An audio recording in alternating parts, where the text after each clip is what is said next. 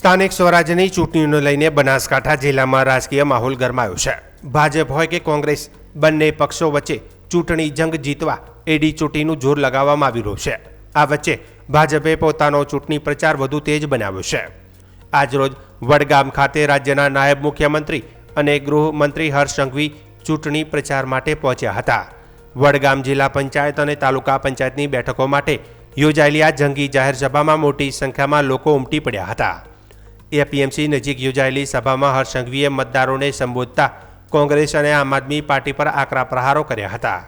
સભામાં સંબોધન દરમિયાન હર્ષ સંઘવીએ કટાક્ષ કરતા કહ્યું કે તમને પહેલેથી જ ખબર છે 14 કોણ છે, એ તમારા ગામમાં આવશે તો મહેમાન બનાવજો, પરંતુ એ પણ યાદ રાખજો કે ગામમાં ઘૂસી જશે તો ગામ બગાડશે। તેમના નિવેદનથી રાજકીય વાતાવરણ ગરમાવ્યું છે। હર્ષ સંઘવીએ માત્ર વિરોધ પક્ષોને નિશાન બનાવ્યા નહોતા, પરંતુ ભાજપ સરકાર દ્વારા કરવામાં આવેલા વિકાસ કાર્યોનો પણ ઉલ્લેખ કર્યો હતો। તેમણે માર્ગ, પાણી, વીજળી અને અન્ય સુવિધાઓમાં થયેલા વિકાસના કાર્યોને લોકો સમક્ષ રજૂ કરી ભાજપના ઉમેદવારોને મત આપવાની અપીલ કરી હતી। અંતમાં તેમણે મતદારોને ભાજપના નિશાન પર મતદાન કરી જંગી બહુમતી ઉમેદવારોને જીતાડવા આહવાન કર્યું હતું। વડગામની આ સભા બાદ બનાસકાંઠા જિલ્લામાં ચૂંટણી પ્રચાર વધુ જોર પકડે તેવી શક્યતા વ્યક્ત કરવામાં આવી રહી છે। ચૂંટણી નજીક આવતા બનાસકાંઠામાં રાજકીય ગરમાવો ચરમસીમાએ પહોંચી ગયો છે અને આગામી દિવસોમાં વધુ નેતાઓના પ્રચાર કાર્યક્રમો યોજાશે તેવી સંભાવના છે। હવે મતદારો કોના પક્ષે મત આપે છે જે જોવું રસપ્રદ બનશે। આ બધા જ કામો ગામના 98% લોકો સાથે ભેગા થઈને કરતા હોય, પણ દરેક ગામમાં તમે જોયું હશે કે કોઈ બી સારું કામ કરવા તમે જ્યારે નીકળો ત્યારે 2-4-1400 ગામમાં એ રોકો આવે જ કે નથી આવતા? ભાઈ પૂરેપૂરો આવે આવી 2-4-14? હા, ગામમાં આવી 2-4-14 હોય, બધા જ ગામમાં, સમાજોમાં બી 2-4-14 હોય કે સારા કામ રોકવાનો જ પ્રયત્ન કરે? તો અમારે રાજનીતિમાં આવી 2-4-14 તો હોય કે ના હોય? હે, એ 2-4-14 ને સીધું કરવાનું કામ ગુજરાતના નાગરિકો મજબૂતાઈથી કરવા માટે મક્કમતાથી નિર્ધાર લઈ લીધો છે। અને હું આજે કહેવા આવ્યો છું તમને સૌને કે આખા ગુજરાતમાં એક બી જિલ્લાઓમાં આ કોંગ્રેસ આપ્યા પાપ્યા તાપ્યા કોઈની બી જિલ્લા પંચાયતની એક બી જિલ્લા પંચાયત આ લોકો ભેગા મળીને બનાવી નથી શકવાના। કારણ કે ગુજરાતના નાગરિકોએ આ ચૂંટણીમાં નક્કી કરી લીધું છે કે આ વખતે તો ગુજરાતના વિરોધીઓને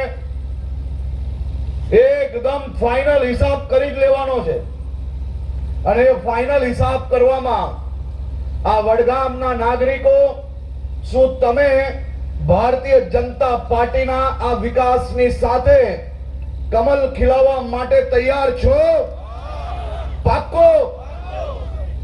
આવી કોઈ 1400 તમારા વિસ્તારમાં બી આવવાનો પ્રયત્ન કરે તો જેમ આપણે ગામમાં સારું કામ કરવા નીકળેલા લોકો 1400 ને નથી સાંભળતા, તેમ તમારે રાજનીતિમાં આવી 1400 ને એક કાનથી સાંભળીને બીજા કાનથી નિકાલવાની આદત રાખવી પડશે। રાખવી પડશે કે નહીં ભાઈઓ? તો હું તો એ જ વિનંતી કરવા આવેલો તમારી પાસે। પંજાની કાર્યાલયની હાલત જોઈ, કાર્યાલયમાં મોટું બોર્ડ લાગેલું હતું, પંજો ઊંધો લટકેલો હતો, નીચે કાર્યાલય જોઈએ તો સપાચક એક માણસ સોગંદ ખાવા માટે નતો। થોડા આગળ ગયા, કારણ કે ઝાડુ અને પંજો એ બધાની કાર્યાલય બાજુમાં હોય, કારણ કે મોડી રાત્રે ભેગા થઈને રાજ્યમાં નાનું મોટું કંઈક કરવાનું હોય, અશાંતિ ફેલાવવાની હોય તો બધા ભેગા થઈને ફેલાવવી પડે। તો ઝાડુમાં તો એવી પરિસ્થિતિ છે કે ઝાડુ તમામ રીતે ગુજરાતભરમાં સફાચક થઈ ગયું છે આ વખતે। અને તમે જોયું કે નહીં, આ ઝાડુએ આપણા ગુજરાતમાં અશાંતિ ફેલાવવા માટે કરોડો રૂપિયાના હવાલા ગુજરાતમાં પાડ્યા હતા અને માત્ર ને માત્ર જ્ઞાતિઓ વચ્ચે લડાઈ કરાવી, ગુજરાતમાં અશાંતિ ફેલાવી અને આ અશાંતિ અનેક લોકોના ખભે ફેલાવવા માટે આ સૌ લોકોએ ખૂબ મોટું ષડયંત્ર રચ્યું હતું જે ષડયંત્રનો એકદમ મોટા પાયે પર્દાફાશ એ થયું અને એનાથી અંદાજો આવ્યો કે ગુજરાતમાં આ લોકો જ્ઞાતિ વચ્ચે લડાવવા માટે કયા પ્રકારે પ્રયત્ન કરી રહ્યા છે અને આ પ્રયત્નને નિષ્ફળ કરાવવામાં ગુજરાત પોલીસને મોટી સફળતા મળી અને ગુજરાતના નાગરિકોને હું આભાર માનવા માંગુ છું કે આ લોકોએ આટલો મોટો પ્રયત્ન કર્યો તો બી તમે કોઈની વાતમાં ના આવ્યા. આપણે સૌ લોકો ગુજરાતના તમામ સમાજો એક થઈને ગુજરાતની પ્રગતિ માટે આગળ વધતા રહ્યા.